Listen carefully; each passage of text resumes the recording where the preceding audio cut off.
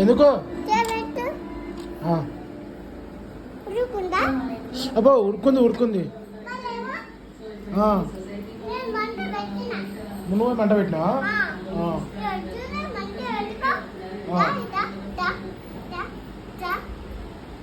కనపడుతుంది నాకు కాలుతుంది మంట పెట్టినావు నువ్వు అంకుల్వా అంకుల్ ఏం చేస్తున్నావు అంకుల్ చికెన్ చేస్తున్నావు